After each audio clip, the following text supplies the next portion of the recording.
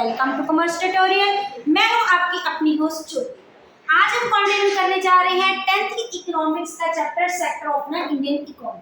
हमने अपने last session में ये देखा था कि हमारे इकोनॉमी में 3 सेक्टर्स होते हैं, primary sector, secondary sector and tertiary sector. और सबसे ज्यादा जो हमारी जीडीपी होती है उसको हम कैसे कैलकुलेट करते हैं और कैसे कैसे हम उनका कंपैरिजन करते हैं। आज हमारा फर्स्ट टॉपिक है historical changes in these sector, कि पिछले टाइम दौरान इन सेक्टर में क्या क्या चेंजेस है।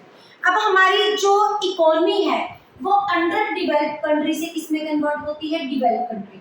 जब कोई भी डेवलप्ड कंट्री होती है उसके इनिशियल स्टार्टिंग के पार्ट में सबसे ज्यादा इंपॉर्टेंस कौन सा सेक्टर होता है, प्राइमरी सेक्टर होता है। ये एक तरह की क्या होती है, बेसिक होती है, सबसे ज्यादा कंट्रीब्यूशन वहीं से मिलता है, क्योंकि हमारे मैन्युफैक्चरिंग इंडस्ट्री के लिए जो रॉ मटेरियल प्रोवाइड होता है वो क्या होता है, हमारा प्राइमरी सेक्टर। जैसे जैसे वो अपनी प्रोडक्शन स्टार्ट डाउन करता रहता है, स्टार्टिंग में उनके फार्मिंग करने के मेथड्स क्या होती है, चेंज होते हैं। फार्मिंग के मेथड्स, न्यू टेक्नोलॉजी आती है, न्यू इरिगेशन फैसिलिटीज आती हैं, न्यू पेस्टिसाइड्स, HEY सीड्स के साथ वो दोबारा प्रोडक्शन करते हैं, जिनका नेक्स्ट इफेक्ट होता है हमारा काम भी नई एक्टिविटीज से शुरू होता है। जब नई एक्टिविटीज से शुरू होता है एज द रिजल्ट प्रोडक्शन क्या होती है, इंक्रीज होती है। किस सेक्टर में, प्राइमरी सेक्टर में, जिसके कारण हमारा अगर प्रोडक्शन ज्यादा होगी तो बाइंग और सेलिंग ऑफ न्यू प्रोडक्ट्स भी तो इंक्रीज होंगे, क्योंकि सबसे पहले वो किस पे डिपेंड करते हैं, एक क्रॉप पे। धीरे धीरे मल्टी क्रॉपिंग का यहाँ पे क्या रहता है, कंसेप्ट इंक्रीज हो जाता है। जैसे जैसे इस हमारे एस्पेक्ट में प्राइमरी सेक्टर में हमारी जो प्रोडक्शन इंक्रीज होती है वैसे वैसे क्या होता है, रॉ मटेरियल क्या होता है, इंक्रीज होता है। क्योंकि हमने लास्ट सेशन में देखा था कि प्राइमरी सेक्टर वो सेक्टर होता है जो कि नेचुरल रिसोर्सेज को एक्सप्लॉइट करके क्या इंक्रीज करता है, हमारे नेचुरल प्रोडक्ट्स इंक्रीज करता है, जिसको हम क्या बोलते हैं, एज ए ग्राइंड मटेरियल। जिसका मतलब प्रोडक्शन तो इंक्रीज होती है, किसकी इंक्रीज होती है, रॉ मटेरियल। फिर जो प्रोडक्शन इंक्रीज होती है वो हमारी इस पे जाती है, हमारी सेकेंडरी और सेक्टर में जाती है। सेकेंडरी सेक्टर को हम मैन्युफैक्चरिंग सेक्टर भी बोलते हैं, इंडस्ट्रियल सेक्टर भी बोलते हैं। कल के सेशन में हमने क्या देखा था कि सेकेंडरी सेक्टर को होता है जो ये वाला रॉ मटेरियल यूज करके उसके ऊपर क्या कंडक्ट करता है, प्रोसेसिंग कंडक्ट करके उसको किसमें कन्वर्ट करता है, हमारे आउटपुट पे कन्वर्ट करता है। पहले हमारी जब कोई भी डेवलप्ड कंट्री जैसे यूएस हो गया, अमेरिका हो गया, इनिशियल स्टेट में वो किसको टेक इनटू अकाउंट करते हैं, सबसे ज्यादा इंपैक्ट किस पे दिया जाता है, प्राइमरी सेक्टर। उसके बाद किसकी टर्न आ जाती है, हमारी सेकेंडरी सेक्टर। जब हम थोड़ी सी डेवलप कर जाते हैं, in the stage of developing, जब हम डेवलपिंग की स्टेज में होते हैं तो किसके ऊपर हम टेक इनटू अकाउंट करते हैं, सेकेंडरी सेक्टर के ऊपर टेक इनटू अकाउंट करते हैं। स्टार्टिंग से धीरे धीरे जब उसकी प्रोडक्शन इंक्रीज होती है तो टेक्नोलॉजी, न्यू जो काम करने के मेथड्स है वो न्यू आते हैं। जैसे कि हमारी प्राइमरी सेक्टर में न्यू मेथड्स के साथ प्रोडक्शन स्टार्ट होती है, फिर सेकेंडरी सेक्टर में नई टेक्नोलॉजी आती है, नई मशीन्स आती है, नई हमारी आजकल आर्टिफिशियल इंटेलिजेंस का काम है, न्यू कम्युनिकेशन टेक्नोलॉजी आती है, जिसके कारण काम करने का जो वे है वो भी क्या होता है, इंक्रीज हो जाता है। न्यू मशीन्स आती है जिसके कारण हमारी एम्प्लॉयमेंट भी इंक्रीज होती है। एम्प्लॉयमेंट तो इंक्रीज होती है लेकिन किस सेक्टर की इंक्रीज होती है, हाईली स्किल्ड सेक्टर, क्योंकि जो हमारी अनस्किल्ड लेबर होती है वो तो लेबर वर्क करती है, मशीन्स को चलाने के लिए इनकी जरूरत होती है, हमारी हाईली स्किल्ड लेबर की जरूरत होती है, जो हमें कौन प्रोवाइड करती है, सेकेंडरी सेक्टर। लेकिन उसके बाद जैसे जैसे हमारे यहाँ से प्रोडक्शन इंक्रीज होती है, मतलब ये क्या प्रोवाइड करता है, हमें फिनिश प्रोडक्ट प्रोवाइड करता है। टेक्नोलॉजी इंक्रीज होती है, काम करने का नया वे आता है। पहले जो काम कॉम्प्लेक्स नेचर का होता था अब वो क्या हो जाता है, सिंपलीफाइड नेचर का हो जाता है। फिर क्या होता है, हमें किस सेक्टर की टर्न आती है, टर्शियरी सेक्टर, क्योंकि मार्केट में अब प्रोडक्शन तो हमने कर ली, फिनिश्ड गुड प्रोड्यूस करके वो कहाँ पे बैठे हैं, फैक्ट्री में हमारे टेक इनटू अकाउंट किए हुए हैं। फैक्ट्री में उनको हमने क्या किया हुआ, स्टोर किया हुआ है। अब उनको कहाँ पे लेके जाना है, जहाँ पे उनको मार्केटिंग हम क्या कर सके, जाके सेल कर सके। तो यहाँ पे हमें क्या फैसिलिटीज चाहिए होती है, ट्रांसपोर्ट फैसिलिटीज चाहिए होती है, कम्युनिकेशन फैसिलिटीज चाहिए होती है, बैंकिंग फैसिलिटीज चाहिए होती है। तो ये कम्युनिकेशन फैसिलिटी, कॉमर्स की फैसिलिटीज, ये सारी फैसिलिटीज हमें कौन प्रोवाइड करता है, टर्शियरी सेक्टर। ये सिर्फ हमें सेकेंडरी सेक्टर को नहीं बल्कि प्राइमरी सेक्टर के लिए भी क्या होता है, बहुत ज्यादा जरूरी है। हमने कल के सेशन में देखा था जो तीनों ये सेक्टर होती है, प्राइमरी सेक्टर, टर्शियरी सेक्टर और सेकेंडरी सेक्टर, ये इनके दूसरे के ऊपर क्या होते हैं, इंटरडिपेंडेंट। अगर हमने प्राइमरी सेक्टर लेना तभी, अगर हमने यहाँ पे प्रोडक्शन करनी, उनको फैक्ट्री तक पहुँचाने के लिए हमें किसकी फैसिलिटी चाहिए, ट्रांसपोर्ट फैसिलिटीज चाहिए, वो भी हमें कौन प्रोवाइड करता है, टर्शियरी सेक्टर। में इन दोनों में, in other words we can say आजकल इन द मॉडर्न ईरा जब पूरी इकोनॉमी हमारी डेवलप्ड इकोनॉमी हो जाती है तो सबसे ज्यादा कंट्रीब्यूशन किससे आती है, हमारी टर्शियरी सेक्टर से आती है। मोस्ट ऑफ द जो प्रोडक्शन हमारी आती है किसके कारण इंक्रीज होती है, टर्शियरी सेक्टर के कारण होती है। और टर्शियरी सेक्टर को क्या बोला जाता है, backbone of primary sector as well as secondary sector. From the above discussion हम ये देख सकते हैं कि इन द मीनवाइल जो पिछले कुछ टाइम में और जो सबसे ज्यादा प्रोडक्शन इंक्रीज हो रही है वो किससे इंक्रीज हो रही है, टर्शियरी सेक्टर से इंक्रीज हो रही है as compare to primary and secondary sector due to its facilities. अब बस ये पॉइंट ध्यान में रखना, जब कोई इकोनॉमी डेवलप्ड इकोनॉमी होती है तो सबसे पहले इनिशियली किसके ऊपर डिपेंड करते हैं, प्राइमरी सेक्टर के। जब वो डेवलपिंग स्टेज पे पहुंचती है तब किस सेक्टर की इंपैक्सेस होती है, सेकेंडरी की। जब वो इकोनॉमी प्रॉपर डेवलप हो जाती है तो किस सेक्टर की टर्न आ जाती है, हमारी टर्शियरी सेक्टर की टर्न आ जाती है। नेक्स्ट हमारा यही टॉपिक है, rises the importance in tertiary sector in production.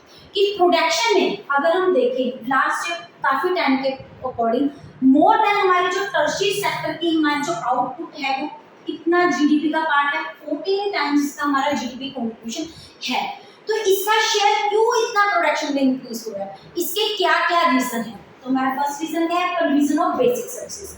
हमारी इकोनॉमी में जो बेसिक सर्विसेज है, बेसिक सर्विस हम किसको बोल देते हैं, hospital, transport, communication, banking, bridge services, schooling services, ये सारी चीज में आ जाती है, बेसिक सर्विसेज में आ जाती है। अब ये जब जैसे जैसे हमारी पॉपुलेशन इंक्रीज होती है वैसे वैसे इन बेसिक सर्विसेज की डिमांड क्या हो जाती है, इंक्रीज हो जाती है। तो गवर्नमेंट को इनके लिए प्रोविजन बनानी होती है, क्योंकि जो मेन जो बेसिक सर्विसेज होती है ये अंडर द कंट्रोल ऑफ किसकी होती है, गवर्नमेंट के कंट्रोल में होती है। और गवर्नमेंट अपना सबसे हाईएस्ट शेयर अपनी परसेंटेज का किस पे शेयर करती है, इस बेसिक सर्विसेज पे शेयर करती है। यही रीजन है कि हमारा टर्शियरी सेक्टर क्या होता है, फ्लोरिश होता है, क्योंकि टर्शियरी सेक्टर के हम कौन सा सेक्टर बोलते हैं, सर्विस सेक्टर। उसके बाद है increase in agriculture and industry.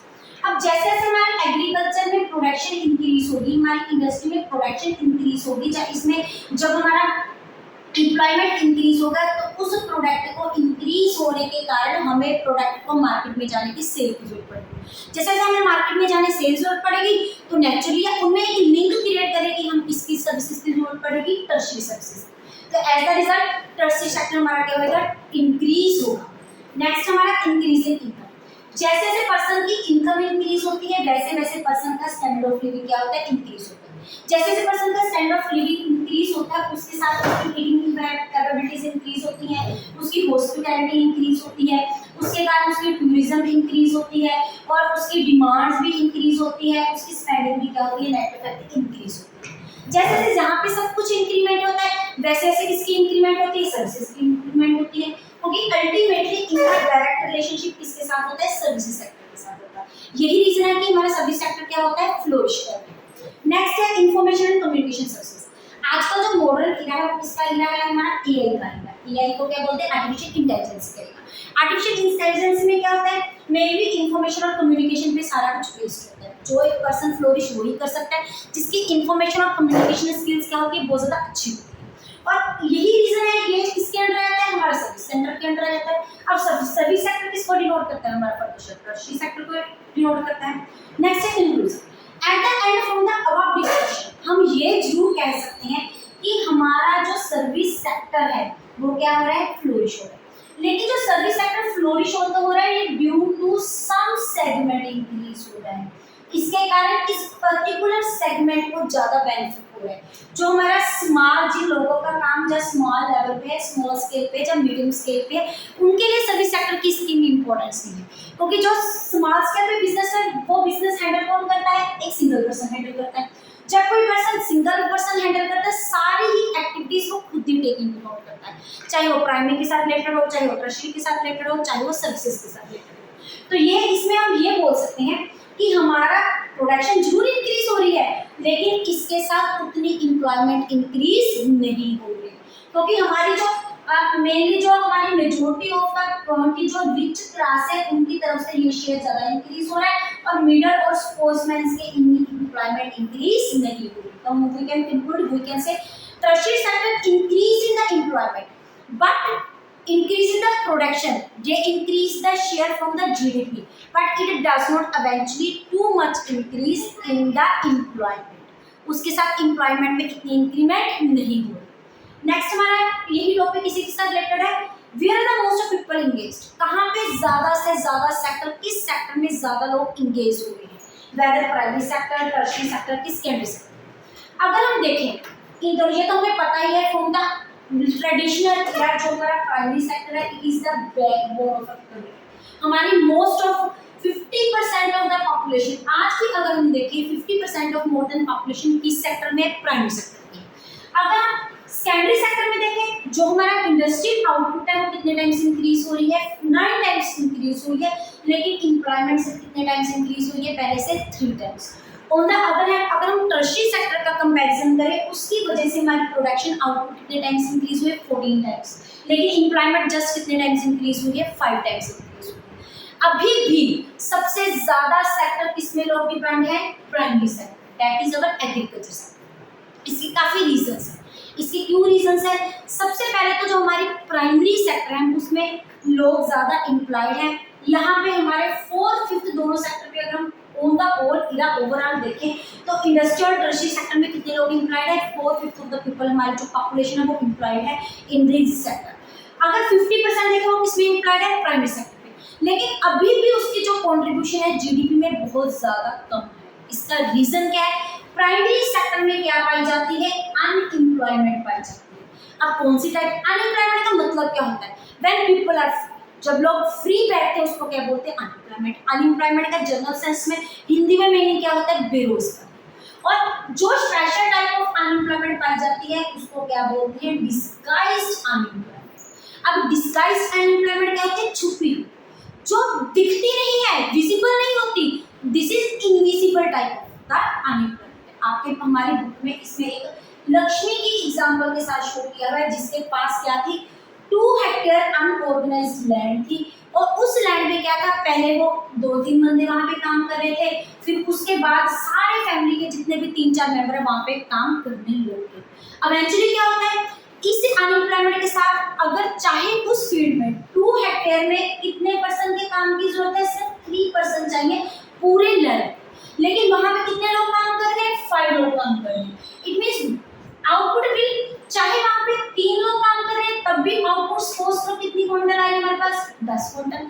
चाहे वहां पे 5 लोग काम कर रहे हैं तब भी क्या है, 10 लोग ही क्विंटल आ गए। इट मींस आउटपुट में कोई भी इंक्रीमेंट डिक्रीमेंट नहीं हो रही। अगर हम ज्यादा लोग कहीं पे काम करेंगे तो प्रोडक्शन तो इंक्रीज होनी चाहिए, लेकिन यहाँ पे क्या होता है, चाहे वहां पे 3 लोग काम करें, चाहे 5 लोग काम करें, चाहे 8 लोग काम करें, चाहे 10 लोग काम करें, that output will remains the same, there will be no change in the production. Production में कोई भी चेंज आई नहीं आएगी, लेकिन फिर भी लोग क्या रहेंगे, फ्री रहेंगे। इसका मतलब क्या होता है कि यहाँ पे क्या है, डिस्गाइज्ड अनएम्प्लॉयमेंट है, वो एम्प्लॉयमेंट जो एग्जिस्ट तो करती है लेकिन हमको दिखती नहीं है। यहाँ पे क्या है, 2 लोग क्या है हमारे पास, डिस्गाइज्ड अनएम्प्लॉयमेंट। अगर सपोज करो किसी और एग्जांपल ले रहे हैं, सपोज करो मेरा खुद के, यहाँ तो हमने लक्ष्मी की एग्जांपल ली है जो कि आपके बुक में अवेलेबल है।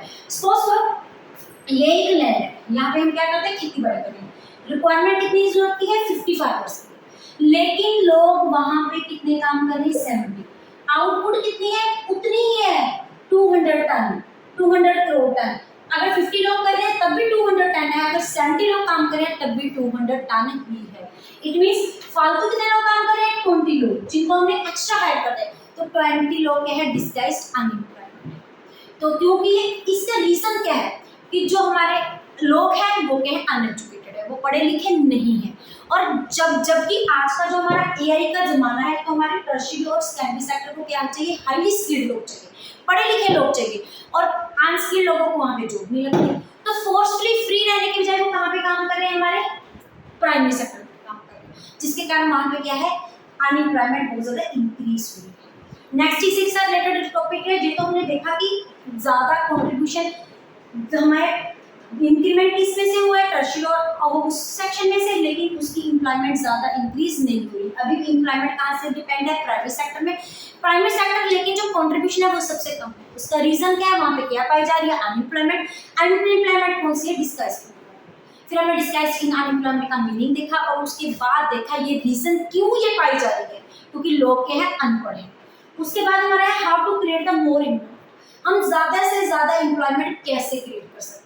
फर्स्ट है बैंक लोन। सबसे पहले गवर्नमेंट को क्या चाहिए, बैंक लोन प्रोवाइड करना चाहिए, जैसे कि इस चैप्टर में लक्ष्मी के बारे में देखा था। उसके पास पहले क्या था, 2 हेक्टेयर अनऑर्गेनाइज्ड लैंड थी।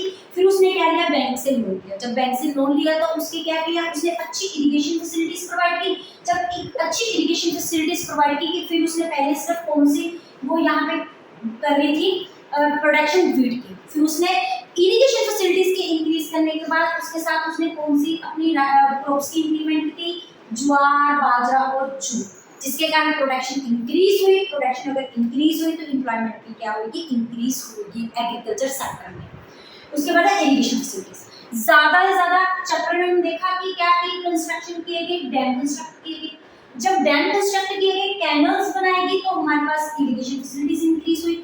डैम्स बनाए गए, पानी की ज्यादा फैसिलिटीज हुई, वो इंप्रूवमेंट हुई। जब इरिगेशन फैसिलिटीज की इंप्रूवमेंट हुई, लोगों को ज्यादा इंप्लॉयमेंट हुई। जब डैम कंस्ट्रक्ट हुए, कैनल कंस्ट्रक्ट हुए, वहां पे भी लोगों को काम मिला। उसकी कंस्ट्रक्शन के बाद पानी की अवेलेबिलिटी इंक्रीज हुई, जिसके कारण एग्रीकल्चर सेक्टर भी इंक्रीज हुआ। उसके बाद है ट्रांसपोर्ट एंड वेयर हाउस। पहले क्या होता है, जब हम क्रॉप्स की प्रोडक्शन करते हैं उसके बाद अब जो पेरिशेबल गुड्स होती हैं, जैसे कि हमारे पास टमाटर हो गए, एप्पल हो गए, बनाना हो गया, वो वेजिटेबल सारी की पेरिशेबल नेचर।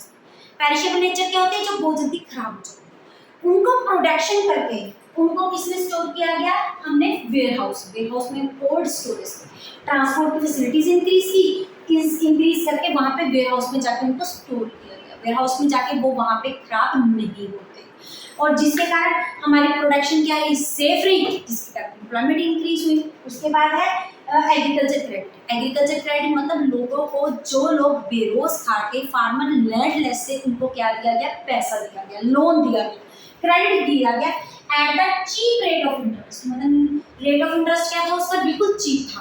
पहले क्या होता था कि वो लोग फोर्सफुली किससे लोन लेते थे, मनी लेंडर से और ट्रेडर से, जो ट्रेडिशनल विलेज के लोग थे उनसे लोन लेते थे। एज द रिजल्ट उनका रेट ऑफ इंटरेस्ट बहुत ज्यादा हाई था।